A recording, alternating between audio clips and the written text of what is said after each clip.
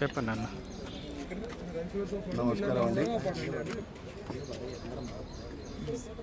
CM Revanth Reddy గారికి, పౌర సరఫరాల మంత్రి ఉత్తమ్ కుమార్ రెడ్డి గారికి అయ్యా విన్నపం ఏమనగా, మేము జైత్యాల రైస్ మిల్లు సంఘ సభ్యులం. మా తోటి మహిళ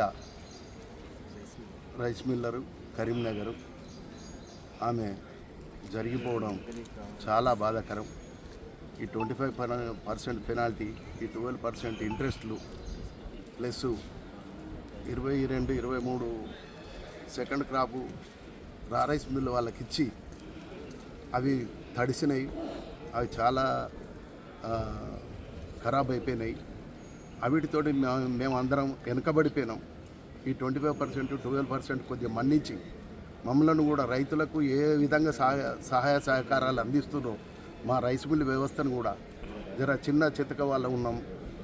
పెద్దవాళ్ళంటే వాళ్ళు పెద్దవాళ్ళు ఉన్నారు, కానీ వాళ్ళది వేరు మాది వేరు. అందులో రైస్ మిల్లు వాళ్ళ గోస 365 రోజులకు ఒకటే పంట వస్తుంది. ఆ పంట నూకలు అవడం ఇవన్నీ చేయబట్టి 25% పెనాల్టీ, 12% మేము పెట్టలేకుండా పోతున్నాం.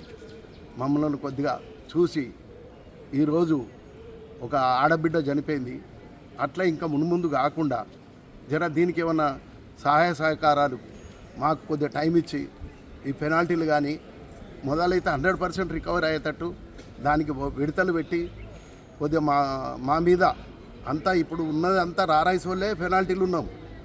ఈ రారైస్ వాళ్ళను కొద్దిగా గడ్డకేసేటట్టు చూడండి, జర మా మీద కరుణ చూపండి.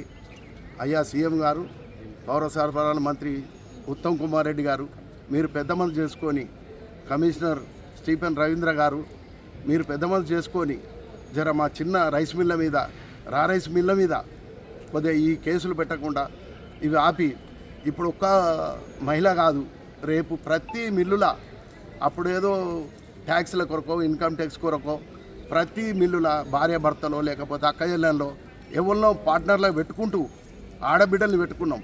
కానీ చేసిందంతా మేము మగవాళ్ళమే. తప్పు చేసినాం అనుకొని మీరు అంటున్నారు కాబట్టి మేము తప్పు చేసినాం అన్నా కానీ ఒప్పుకున్నా, కానీ మేము చేసింది మగవాళ్ళం. కొద్దిగా ఆడబిడ్డల మీద దయతలంచి, రేవంత్ రెడ్డి అంటేనే ఆడబిడ్డలకు అండ ఉండేటాయన, జర ఆడబిడ్డల మీద ప్రేమ చూపించి ఇక ముందు కూడా ఎవరి మీద కేసులు పెట్టకుండా, ఎలాంటి చర్యలు తీసుకోకుండా జర మాకు ఈ 4 విడతల 3 విడతల 100% అయితే రికవర్ అయ్యేటట్టు చూసుకోండి. జర దాని మీద చర్చించి పెద్ద మనసు చేసుకొని, పెద్దలు ఉన్నారు, రాష్ట్ర నాయకులు ఉన్నారు, వాళ్ళకేంది అని అంటే వాళ్ళ పబ్బం గడుపుకోవడానికి ఏదో ఆలోచిస్తారు. కానీ ఇప్పుడు ఏదైనా చేసి కొద్దిగా మాకు ఊరట కల్పించుర్రి, మా ఆడబిడ్డల్ని కాపాడుండ్రి, మా భార్యల్ని కాపాడుండ్రి. జర మీ విన్నపం. జై హింద్.